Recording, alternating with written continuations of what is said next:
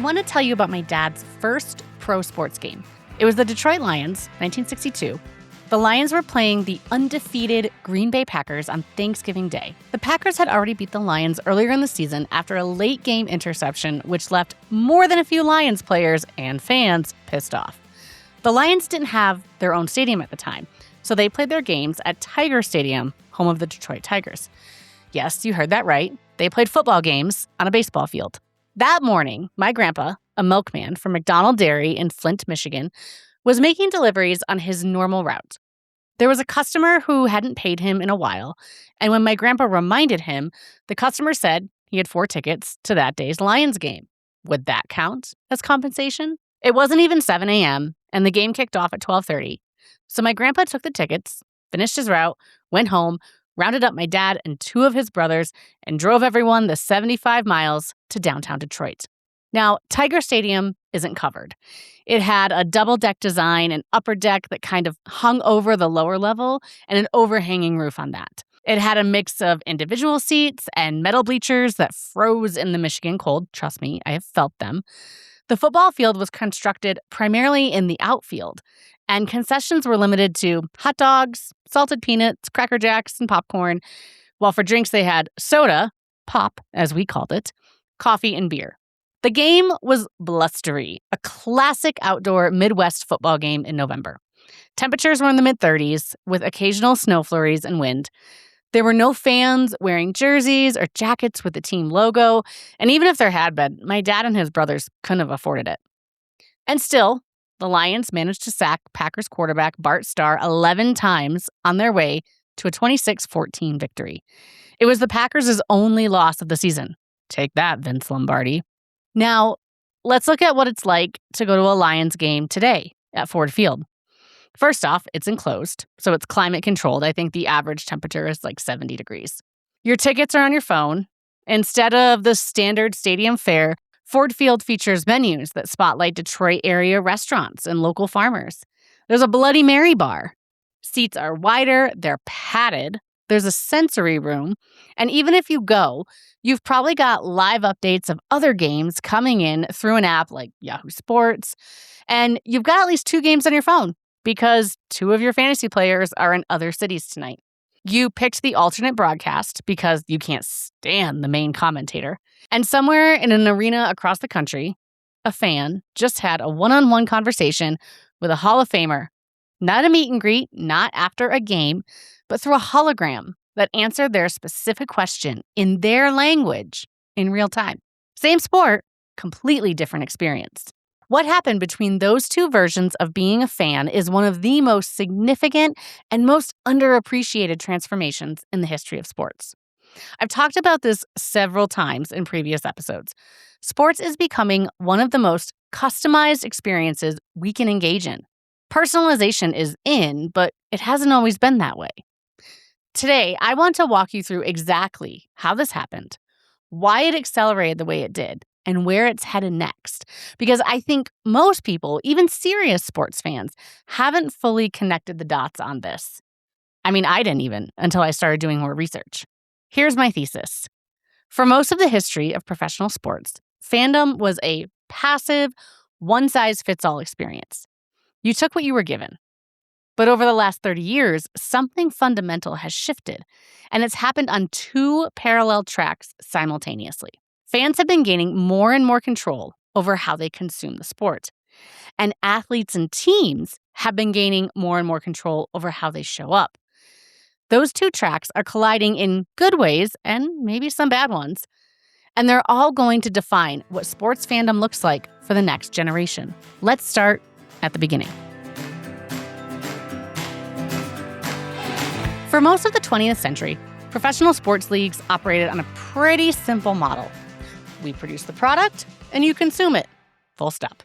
If you went to an NBA game in 1985, here's what your experience probably looked like. You bought a ticket, probably the same type of ticket everyone else in your section bought. You sat where you were told. You ate what the concession stand had, which was probably hot dogs, maybe a pretzel, and a beer. You watched the game through whatever camera angles the broadcast team chose to put on the screen. You heard the announcer the team employed. And when it was over, you went home. Your personalization options were essentially three things: where you sat, what you ate and drank, and what you wore. And I want to talk about the merchandise for a minute because jerseys, hats, coats, for a long time, that was really the only way a fan could express individual identity in that era. They could put something on their body, they could hang it at home, maybe put it in their office or on their car. But that was really the level of personalization that you got to show your fandom. Now, the same dynamic existed on the athlete side of things. What you saw of an athlete, their personality, their opinions, their humanity, was almost entirely controlled by the team's PR departments or individual agents. Athletes did press conferences. They received media training on approved answers and how to dodge a question. Interviews were approved by people around them. Their public appearances were very carefully managed. The version of the athlete that you got as a fan was a version someone else had approved.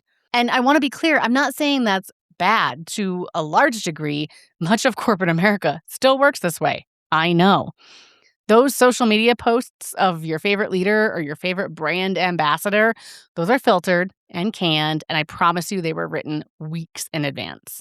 Now, going back to the athletes 30 years ago, that was simply the architecture of mass media. When you're designing an experience for 40 or 50,000 people in a stadium or 10 million people watching on TV, you design for the average or even the lowest common denominator. You make one product and you broadcast it to everyone. Personalization at scale didn't really exist yet, partially because it meant more work and also because it just wasn't possible. But all of that was about to change. And the thing that changed at first had nothing to do with stadiums or broadcast or even athletes. It had to do with a game that happens entirely in your head. Fantasy sports. I think fantasy sports is one of the most underrated cultural forces in the history of American athletics. And I don't mean underrated as entertainment.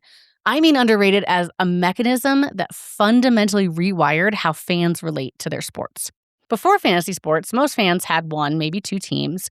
You cared about your team, you followed your team, and when your team played, you watched. But when other teams played, probably not. That was the structure of fandom for most of the century. Fantasy sports blew that up completely. Suddenly, you had a personal, emotional, and financial stake in individual players scattered across an entire league. You didn't just care about your hometown quarterback anymore. You cared about a running back in Miami, or a pitcher in Seattle, or a goalie in Detroit. They all formed your team. And let's talk about the scale of this thing because it's staggering. So fantasy sports started in 1980. An editor named Daniel Okrent got some friends together at a restaurant in Manhattan, and they spent the baseball season tracking real player stats by hand. They would drive to the store to pick up copies of USA Today, and then they would fax those standings to each other. You heard me right. Fax. That was a very, very high-tech way of communicating at the time. That was the whole operation. They called it the Rotisserie League Baseball, and that was after the restaurant they would meet at. Now, according to the Fantasy Sports and Gaming Association, 84 million adults in the U.S. and Canada participated in fantasy sports or sports betting in the last year. That's 1 in 4 American adults. And you can participate in the major sports like NFL, MLB, NHL, but they also have fantasy leagues for NASCAR, college sports, PGA golf, and soccer. The industry itself is projected to hit more than $37 billion, all from a guy faxing baseball stats to his friends 45 years ago. The psychological shift here is massive.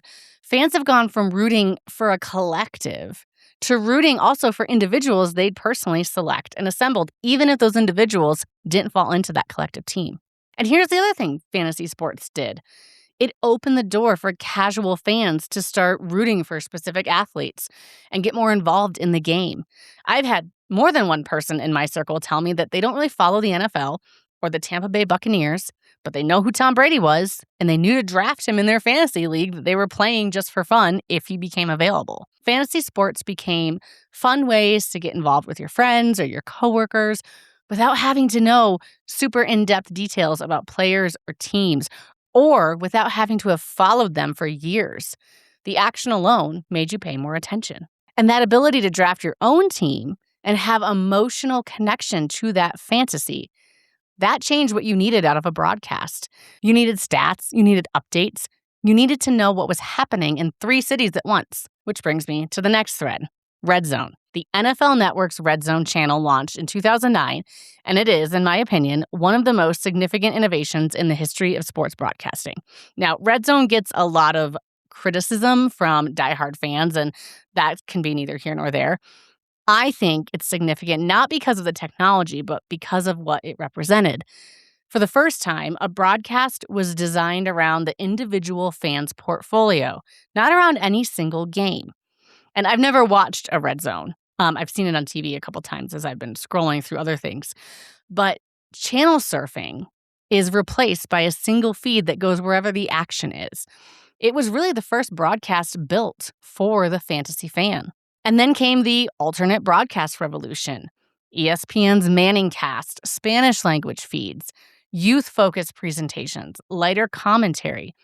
All of these are the same game, the same plays, but they're served through completely different lenses depending on who you are and what you want out of it. The broadcast was no longer a single authoritative voice. It was a choice. And let's look at Manningcast real quick because I think it is a useful case study in how this is played out. In case you don't know what it is, Peyton and Eli Manning launched an alternate Monday Night Football broadcast in 2021. That season, it averaged 1.6 million viewers an episode. That's nearly 13% of the total Monday Night Football audience, who all chose a different lens on the same game. Think about that. 1 in 8 viewers said, I'll take the same game, same plays, same coaches, same players, just filter through people I actually want to hear from. That's the choice dynamic at work. And Manningcast wasn't a one-off. It spawned the K-Rod baseball broadcast, alternate college football telecasts, Spanish language versions, youth-focused versions, like I said. The idea that there's one correct way to watch a game is essentially over. Now layer in sports betting. Legal sports betting has expanded to most of the U.S. over the last several years. And what it's done to fandom is almost impossible to overstate. When you have money on a game, even $1 or $5, every single play becomes meaningful.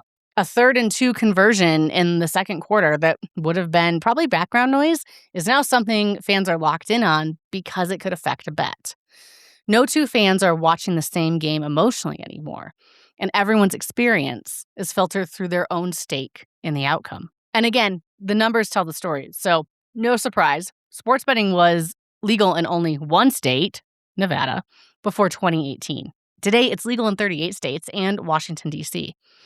In 2024, Americans legally wagered nearly $150 billion on sports. $150 billion. Revenue to sports books was up nearly 25% year over year.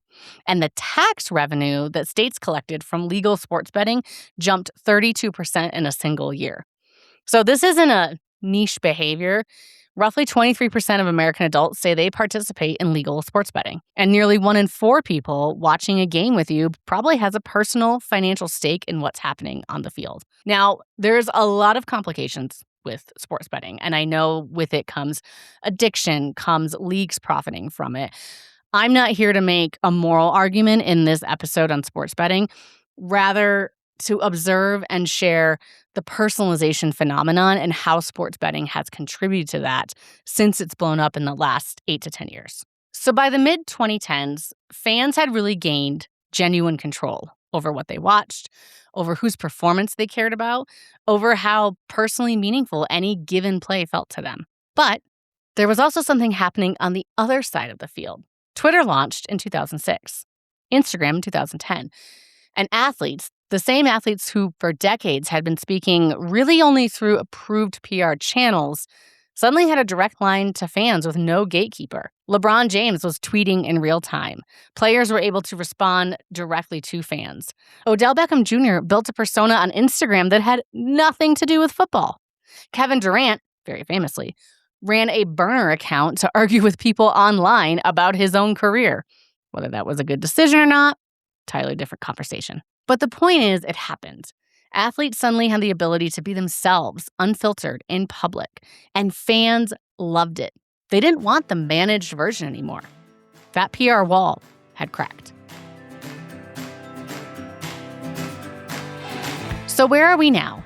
Because what we've seen in the last 5 years or so is both tracks, fan control and athlete control, accelerating dramatically and starting to overlap. On the fan consumption side, the stadium experience is almost unrecognizable from what it was 20 years ago, and definitely unrecognizable from that Lions example at the start of the episode. Although I will be the first to say that Ford Field was built over 20 years ago and is considered a bit of a dinosaur compared to stadiums like SoFi. Mobile ordering means you never have to leave your seat for food. Cashierless systems are coming to some of the stadiums being built now. Loyalty programs are tied to your behavior, so the venue is learning you over time and customizing offers to your patterns. And venues are investing heavily in this because the data shows it works. Stadiums that have adopted mobile ordering platforms report that about 77% of total orders end up being in-seat delivery rather than concession runs. And fans who use those mobile ordering systems spend about 30% more per visit than those who don't. So think about that from a business standpoint. Not only is the fan happier because they never miss a play, the venue makes more money. Personalization isn't just a fan experience story, it's a revenue story. And the smart stadium market, the technology infrastructure that powers all of this, was valued at nearly $15 billion in 2024. And it's projected to be more than double of that by the end of the decade. The streaming experience has gone even further, as we talked about in our Streaming Wars episode. You can choose your camera angle. You can pick your broadcast team. You can watch your team's feed, not the neutral national broadcast. The game is no longer a shared artifact that everyone receives the same way. It's a raw ingredient that gets filtered through your preferences before it even reaches you. Now, again, some of these features I think represent a massive jump in accessibility and diversity, which is how it should be. Again, if you listen to our episode with Jared Mace and One Court, some of these technologies are bringing sports to fans that couldn't experience them at all, or at least in the way that a lot of us do.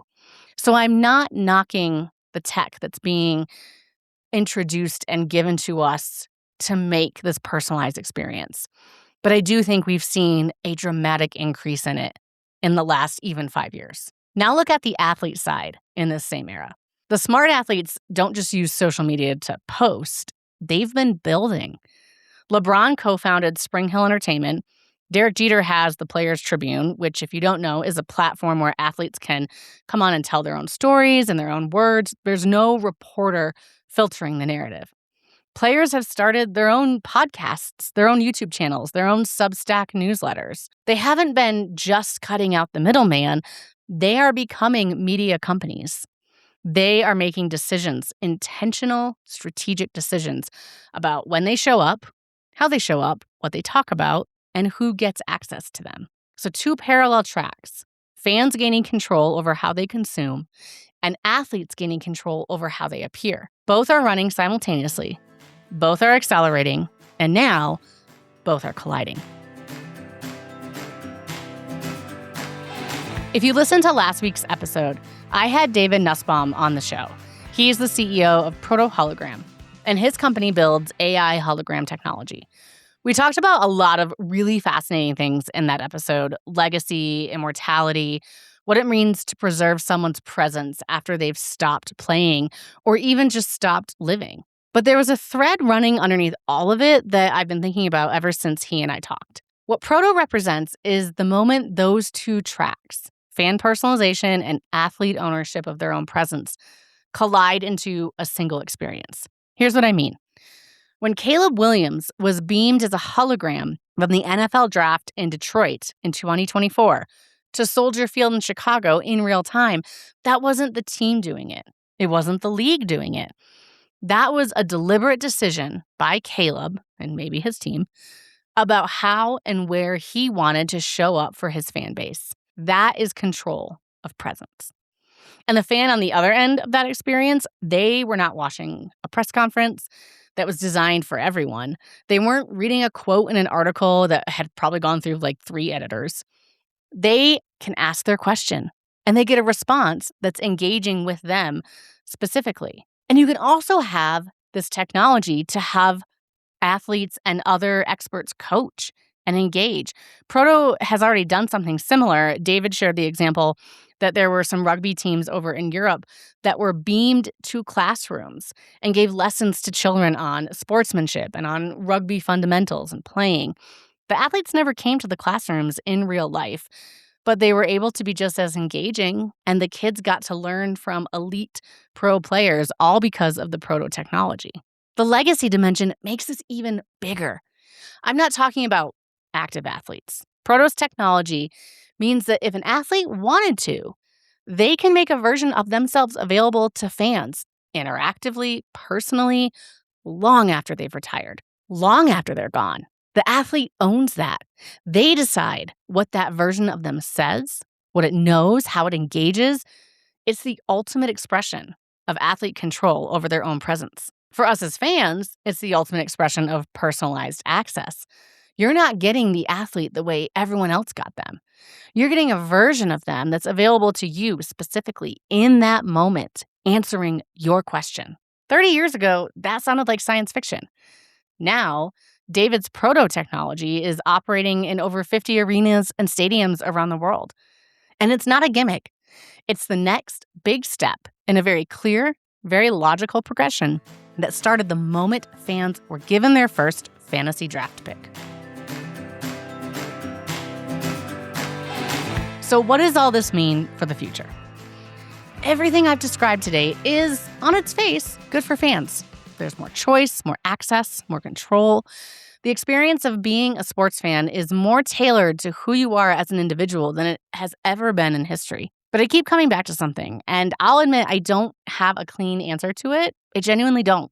So I just want to put it out there, and maybe someone else has an idea or an answer, or maybe it's just something that you can think about. Part of what makes sports powerful, part of what makes it different from almost any other form of entertainment is that it's shared. Millions of people watching the same moment at the same time. Everyone experiences it together. And when we can't, we take in the shared experiences of those that came before us. Those who tell the story of the milestone achievement or the buzzer beater over and over. That is where the cultural weight of sports comes from. It's what allows sports to cross class lines, language barriers, and generational divides. But as a fandom becomes more and more personalized, as everyone's watching through their own preferred lens, on their own preferred broadcast, with their own financial stakes attached to their own preferred players, does that shared experience start to erode? Are we all still watching the same thing, or are we watching our own version of it? I'm not sure the answer is bad, exactly.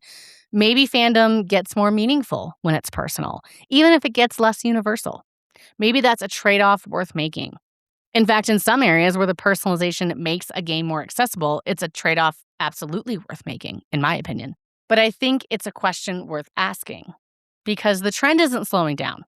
And whoever understands the implications of it first, whether that's the leagues, the athletes, the tech companies, or us as fans, that group is going to define what sports looks like for the next generation of people who love it. Think back to that Lions game I told you about in the beginning. If you Google Detroit Lions Thanksgiving Massacre, you'll get a lot of snippets from social media pages, from people who were there or their parents were there. The stories will sound similar because they all had almost exactly the same experience. There was something in that, some kind of collective electricity that came from everyone receiving the same thing at the same time. I don't recommend Googling Green Bay Packers Thanksgiving Massacre, by the way, because we don't need to give the Packers any more internet clicks, am I right? A world where every fan's experience is uniquely theirs is so close to being a reality, where the athlete you love can speak directly to you and only you, whenever you want. Which version of fandom is more powerful, community or customization? Here's what I keep coming back to. Sports has always been the thing that makes strangers feel like they know each other. I wasn't at that Lions game in 1962, clearly. But I didn't need to be for it to give me a familial tie to the team. But the next generation of fans, the ones who grew up drafting players, regardless of their team, who placed a bet before they ever bought a season ticket, who may one day ask a hologram of their favorite player a question that no one else has asked before. They may not need that shared experience to feel that connection. They might find it in the personal one. And if that's true, we're not just watching sports change. We're watching what it means to be a fan change. And I think that's worth paying attention to. Thanks for spending time with us in the middle. If today's story caught your attention, drop a subscribe, share the episode, follow us on social media, and remember, it ain't over till it's over.